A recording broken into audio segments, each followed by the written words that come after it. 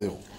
Bonjour mesdames et messieurs, comme vous le savez, on est toujours dans la suite de la logique de cette émission problématique et compliquée, mais très importante, la réforme de l'Église. Bien sûr qu'on a abordé le jubilé de l'Afrique, mais les hommes de Dieu ont été un peu en réserve, comme pour dire que l'heure n'est plus au bilan, parce que le bilan de l'Africain, c'est tous les jours qu'il le fait. Il a fait faim, il fait un bilan. Il lui manque du travail, il fait un bilan. Il ne peut pas envoyer ses enfants à l'école, il fait un bilan. Et tout le monde connaît donc, tout le monde sait très bien que le bilan est catastrophique sur le plan politique, sur le plan social, en Afrique où nous sommes, au point où l'homme de Dieu qui amène la réforme de l'Église aujourd'hui va nous dire donc ce que cette réforme de l'Église peut avoir comme incidence sur la vie pratique, la vie sociale de tous les jours des Africains, comme pour dire, pour nous faire oublier un peu cette traversée du désert des 50 ans et nous faire voir l'horizon que Dieu nous a réservé. Parce que justement, mesdames et messieurs, c'est ça le problème. On se demande, est-ce que Dieu entend encore les Africains? Est-ce qu'il écoute nos prières? Est-ce qu'il a encore, est-ce qu'il nous aime toujours?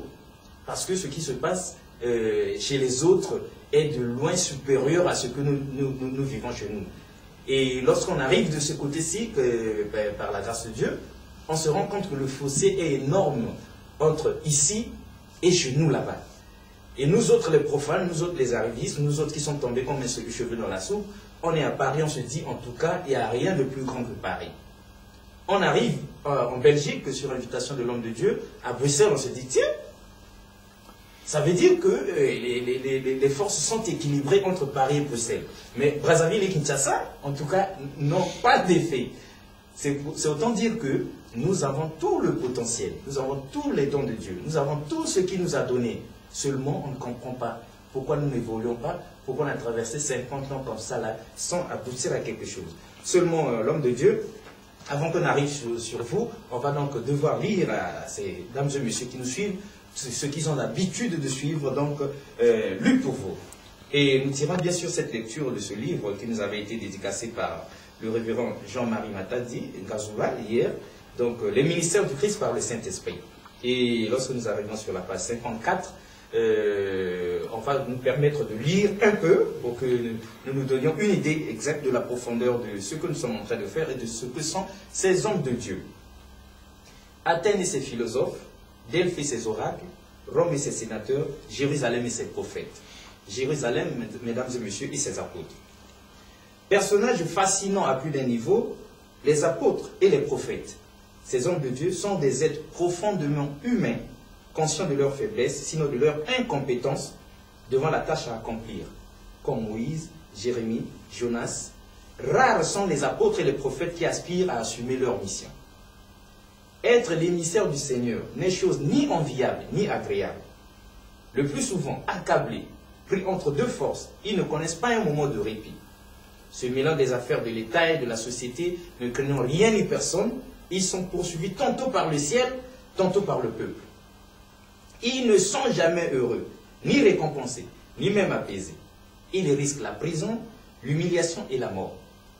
Mais ils n'y peuvent rien. L'ami Paul dira, « Évangéliser n'est pas pour moi un sujet de gloire, car la nécessité m'en est imposée.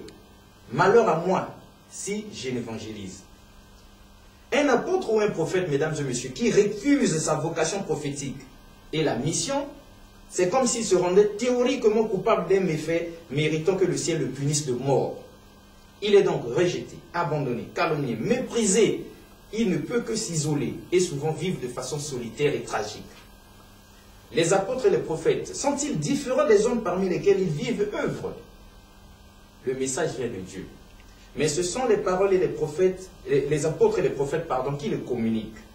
Les mots qu'ils emploient, les images qu'ils voient, ils les utilisent eux aussi. Pourtant, ces mots résonnent différemment lorsque ce sont les apôtres et les prophètes qui s'en servent. Sur leurs lèvres, les mots quotidiens acquièrent une tonalité qui fait vibrer, comme ce qu'on a vécu aujourd'hui là, au dernier jour du séminaire avec l'homme de Dieu. Une intensité qui fait frémir. Certes, ils vivent au milieu de leurs semblables, ceux-mêmes qu'ils doivent châtier et sauver. Mais ils arrivent à transformer l'anecdote en légende et la péripétie en événement. Grâce à eux, grâce donc aux hommes de Dieu, aux apôtres, aux prophètes, le temps devient intemporel, brûlant, autrement dit privilégié. Moïse, Jérémie, Samuel, Ézéchiel et Élie se distinguent par leur langage, par leur personnalité, par leur style de vie. Aucun apôtre, mesdames et messieurs, ni prophète ne parle comme les autres. Certaines biographies d'apôtres et de prophètes fourmillent de détails, d'autres en sont avares. Tenez, pourquoi certains d'entre eux figurent-ils dans l'écriture elle-même alors que d'autres ne sont pas mentionnés ou qu'en quelques lignes sont détails de leur vie? Pourquoi certains sont-ils charismatiques comme Élie, tandis que d'autres semblent plutôt médiocres?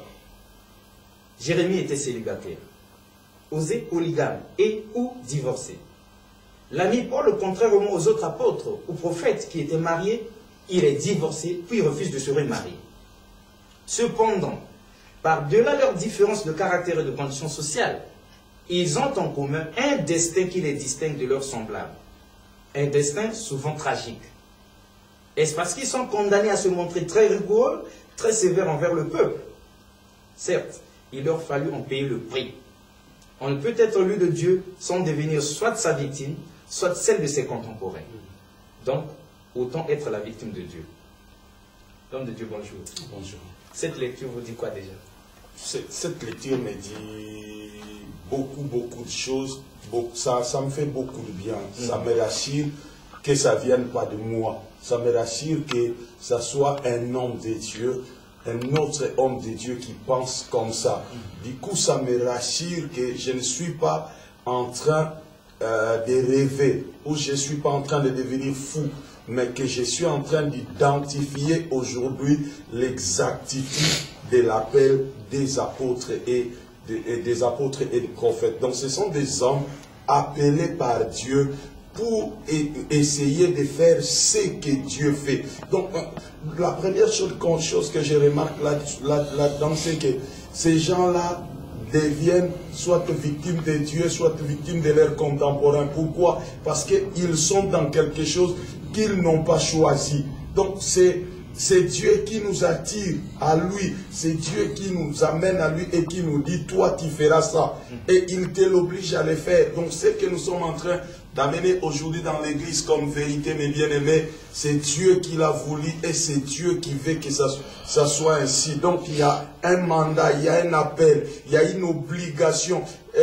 L'apôtre Paul dit, c'est par nécessité. Il dit, c'est par nécessité que je prêche la parole. Donc, il dit, parce que lorsque nous regardons les conditions de vie de ceux qui veulent vraiment amener le royaume de Dieu à avancer sur la terre, ce ne sont pas des gens qui vivent dans la luxure, ce ne sont pas des gens qui sont dans l'opulence, ce sont des gens qui apprennent à payer du prix du jour au jour pour que les intérêts de Dieu avancent. Parce que quelqu'un qui a été appelé, touché par Dieu pour accomplir un mandat, reste l'esclave de ce Dieu-là, reste l'esclave de la volonté de Dieu. Je suis très content de voir que l'apôtre Jean-Marie Ngazouba, que je connais bien, peut écrire de telles choses. Je recommande à ceux qui m'écoutent, qui ont la possibilité, ce livre est en France, est sorti en France depuis quelque temps. Si vous les rencontrez, lisez-les, les ministères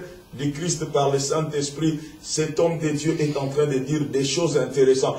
Pas des choses qu'ils sont en train de raconter, qu'il est en train de raconter, mais des choses qu'il a expérimenté dans sa vie. Parce que c'est là le problème. Le problème, c'est que les hommes appelés de Dieu doivent partager leurs expériences pour devenir prophétiques. Pour devenir prophétique, c'est le partage de nos expériences, de nos parcours. Ce sont des choses qu'il a vécues.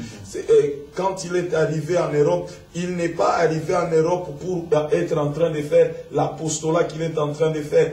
Il nous a dit hier qu'il s'est converti dans l'État, malgré qu'ici, d'une famille de pasteurs et petits-fils de pasteurs baptistes, mais il a attendu sa 38e année pour rencontrer le Seigneur. Donc, le Seigneur lui a mené quelque part dans un environnement, il a expérimenté Dieu. C'est pourquoi il est en train d'écrire. Il ne fait pas il n'est pas en train d'écrire des choses qu'il a entendues ou des choses que les autres ont fait, mais il est en train d'écrire son expérience dans le chemin de l'appel de Dieu. En tout cas, ce n'est pas du plagiat, pardon, mesdames et messieurs. Donc, pour ceux qui avaient suivi le premier, deuxième et troisième épisode donc, de la réforme de l'Église, suivi donc du jubilé de l'Afrique, ils peuvent s'étonner de ne pas voir donc, le révérend Jean-Marie sur ce plateau. Donc, pour que vous puissiez